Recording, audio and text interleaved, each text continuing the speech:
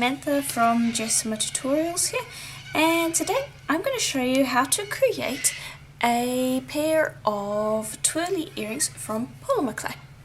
Now, what I've got here is Primo translucent polymer clay, and I am going to be colouring this with some other Primo polymer clay. So I've just rolled it out to about 1 millimetre thick, and I am going to cut it into 3 sections. And it doesn't really matter how thick the clay is, it really depends on how much clay you want to end up with at the end, but I want to work with about the same amount of clay for each colour. So I'm just trimming away the extra clay, like so. Okay. And I'm going to bring over a little bit of pale blue, some apricot orange. I'm just going to bring that over. There we go. And then lastly, I am going to bring over some blush pink.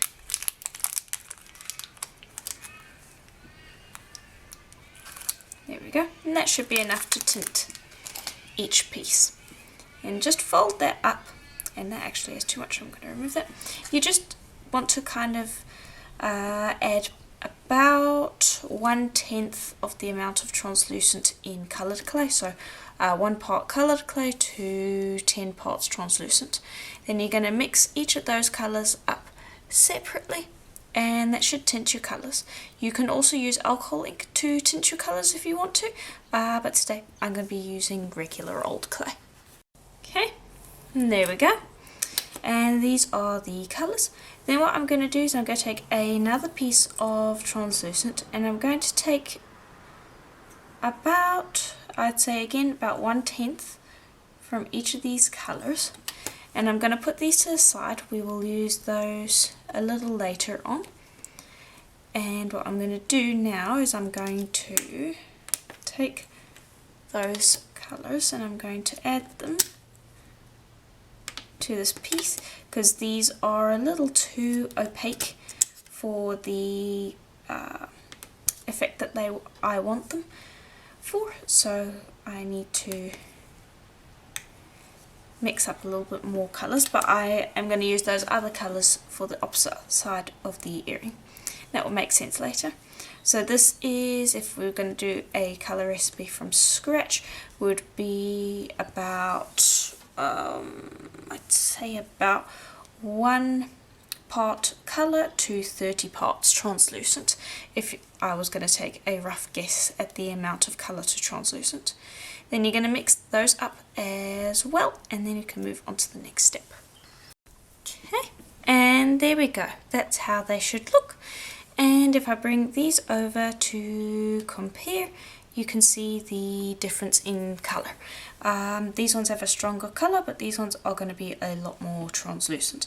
And these are all going to get used in the project. I'm then going to bring over a piece of pearl white Primo polymer clay, and that I'm going to use for the main part of our image. Now I'm going to put the translucent versions of these off to the side, and I'm going to bring this over, just place that down, smoothing it down. Alright, and before I begin, I want to explain the process. I am going to be using this silk screen over here, and it's mainly this part over here I'm going to be using. So it's going to be working from orange through to the pink with blue on the middle.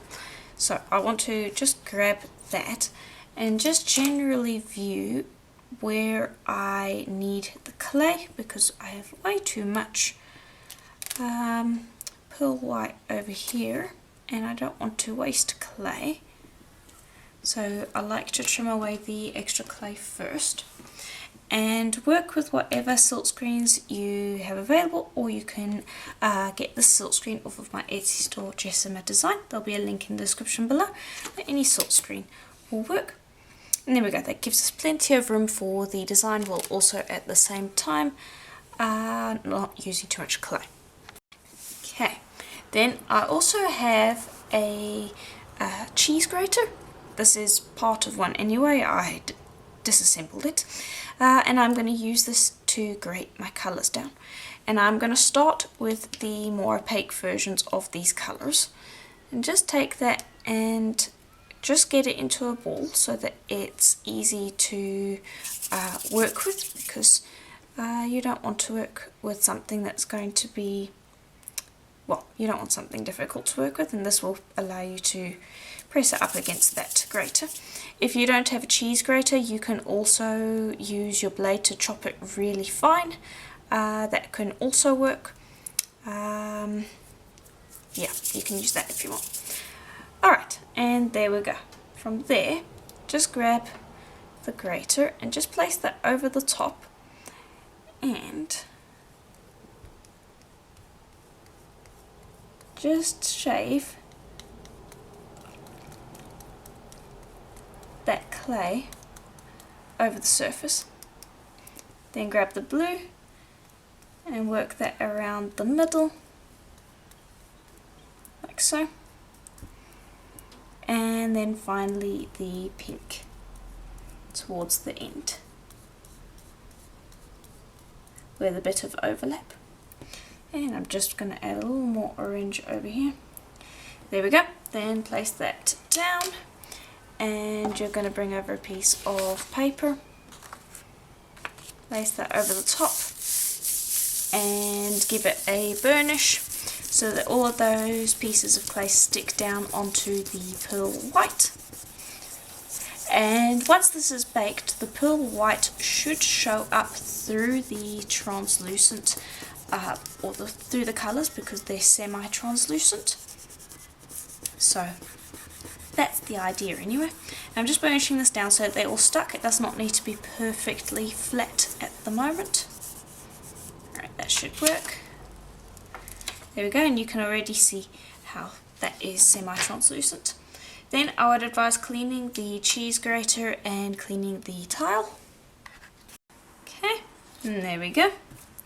Then I'm going to bring over that silk screen, and you're going to peel off the plastic backing and arrange this, making sure that the autumn side is on the orange and the summer side is on the pink. And then just smooth that down like so. Okay, then I am going to just place some white paint down, and this is just regular white acrylic paint, and then I'm going to place some burnt umber down, again regular old acrylic paint, and I'm going to use a brush to just kind of mix those two together. I don't want pure white in this because it won't show up against the pearl white that I've already got, so I want it to be a range of different browns. Now I'm just going to tap that over the surface, working quite quickly because I don't want the paint to dry before I've lifted the screen up.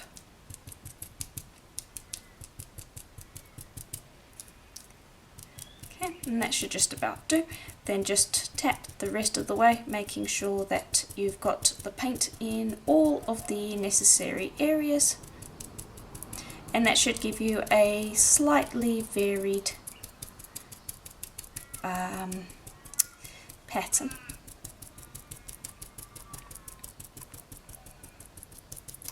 And that should do, just making sure that it has gone through the screen before lifting. Right, then just place that down. Remember to clean that when you have a chance. Then grab this, and I'm just going to lift that up off the tile. It has stuck down to the tile a little bit. And just lift up. And then go clean that silk screen immediately. Okay. And that is how it looks once it's dried. Now you're going to bring over that cheese grater again, and you're going to again shave the colours, but this time I'm using the more translucent version of those colours so that when it does overlay over the top of the silk screen will still be quite visible through the translucent clay. And that's why I've made two different versions, because you don't get a lot of colour from this, and so you need the clay at the bottom to give you the full amount of colour. There we go, and I'm just double checking each time to make sure that I haven't overdone it. It can be a little difficult to get it everywhere you want. There we go, that should just about do. Put that to the side, like so. Grab a piece of paper and place that over the top, and again burnish. And you want to make sure that your paint has completely dried before doing this step, because you don't want wet paint under the clay. And then just burnish that over, and you could actually bring over a roller to do this. Don't roll back and forth, just use your roller like this to get a nice flat finish, because everything does need to be flat at this point. Okay, and that should just about do. Okay. And then you're just going to lift that up, and you can still see the entire silk screen through the clay. They're just going to add a lighter version of the colour, and it looks quite nice. It's going to give a almost stained glass effect. Clean up the extra clay, and then I'm going to lift it up and I'm going to flip this over, and I'm going to repeat the grating technique but without the silk screen, so that the back has a little bit of a pattern too. Okay, and there we go, that's how that should look. Okay, then I'm going to place that down onto a piece of paper, and then I will grab another piece, and I'm going to give both a very quick burnish before cutting them out, and this is so that both sides are nice and smoothed out. It's also to stick the back onto the paper so that when I do cut out my earrings they don't stick in the cutters, hopefully. And it's also to give the back just a nice matte finish. I've already done most of the burnishing, so that should not take too long. Right, and then the cutters that I am using are one of my long triangle cutters that is used to create little spiral earrings. And you're going to need the cutter. I have a link to that in the description below as well. And then you're going to want some sort of object to wrap it around. I use this metal mandrel. Another thing that could work as well is a metal straw. If you can get one, it's almost exactly the same, just it's got a little bend at the end over here. But that can work as well, because the last time I made spiral earrings, a number of you were asking what you could use if you didn't have the metal mandrel. A straw works really well. Right, and then you're going to take this and you're just going to position that, and you're going to cut out a pair of earrings. And just be careful, because these are quite long and thin and they can easily dip from one side to the other, so just be aware of that when working with them. Then I'll choose another spot, and again giving nice even pressure and cutting out like so. Okay, and you should be able to just lift this up off the piece. Should be able to anyway. And it didn't cut through as clean as I would have liked, so what you can do is you can go back with your cutters, or what I'll do is I'll use a craft knife to just gently trim it up, mostly because the cutter didn't cut quite, I didn't press it as hard as I should have. but you could go back through with the cutter or just go with the craft knife, and you can very easily get that to trim up. And that sometimes happens when you cut on paper. There we go.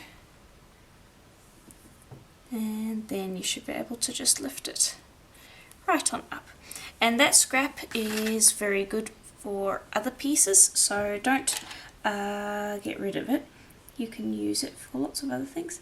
I'm just going to trim away the edges, and I think what happened is it stuck where the paint is. It didn't cut cleanly through the paint, because I can see that along the sides over here. And sometimes that does happen with cutters. They are plastic after all, and paint can be a little difficult to cut through, so that is something to bear in mind. Anyway, there we go, we've got our pieces, and you can see what the other side looks like. I will just tap along the sides to smooth any edges that might be left from the cutter, because I don't want to have to sand those. There we go, nice and easy, and you can see there what the back looks like. Alright, and I'm just going to pop those to the side and bring over that metal mandrel. Now what I'm going to do is I'm going to grab one of them and I'm going to position it on the mandrel like so. And it's better if you have a metal mandrel, because then these stick slightly and it can make this process of curling it a little easier. And once you get it going, it's nice and easy. It's just this top part over here that you need to get to stick, and it can sometimes be a little fussy. But then once you've got it going, you can just smooth right on down the length, and then just make sure to coax that end to stick as well. And there we go, and then I might go back over here and just move that up a little so that the curls are a little more even. And there we go, you got your earring. Then I'll turn this over and I'll do the same for the other earring. Okay, and then once I've got them both on the mandrel or whatever you're using, then what you're going to do is just grab a little bit of clay. Just need a little bit, and it can be scrap clay. Generally scrap clay is better. I don't have any at the moment, but you're just going to make a little piece like that, and then you're going to pop that down on top of it so that it holds these earrings off of whatever your baking surface is. I would also recommend baking on a piece of paper, because then if it does slightly touch, it's not going to have a shiny spot or anything. And then you're going to bake this for a full hour at Primo's recommended temperature. Then once they've cooled, you can take them off and we'll varnish them. Okay, and here it is out of the oven. I've allowed it to cool by placing it in a sink of water, and you're just going to slide those off the piece, and you can see some of the colour shining through there. And if you wanted the colours to be more vibrant than this, because this is quite a soft pastel finish, I would advise tinting the clay, the translucent clay anyway, with alcohol ink, because alcohol ink gives a much more vibrant finish, but I wanted to go with a almost aged porcelain look today. But anyway, if the sides are nice and clean and you're not unhappy with how they look, then you can move straight on to drilling. And all that is just laying the top part down, grabbing a little handheld pin drill and drilling a hole through the top. Nice and easy. And just make sure that's nice and clean by going through a couple times. There we go. Just trying to get rid of any little scrappy bits that are stuck on the inside. There we go. Then I'm going to repeat with the other one. Okay, and I've just got you out here so that I can show the varnish pot. And I will in a second. just grab a piece of wire and string these little guys on, and this is so that I can suspend them when I varnish them. And just make sure there aren't any little crumbs stuck on them, because that can get stuck during the varnish process and then they're stuck on there. And then once you've got that, just pop that to the side, and I'm going to bring over my varnish of choice, which is a polyurethane water-based gloss varnish. And you can brush it on, but I am going to dip these. I'm just going to grab those, and I'm just going to slowly put them in. You want to slowly dip them because air bubbles can get trapped if you put them in rapidly. It can get trapped between those little spirals. So just slowly submerge them all the way up to the point, and then again slowly bring them out so that there is minimal air bubbles being trapped in those spirals. And then I'll actually let it sit there about halfway submerged, just for like 30 seconds to allow the varnish to fully drip off and back into the pot, leaving only what I need. And then I'm going to bring them over to the drying basket.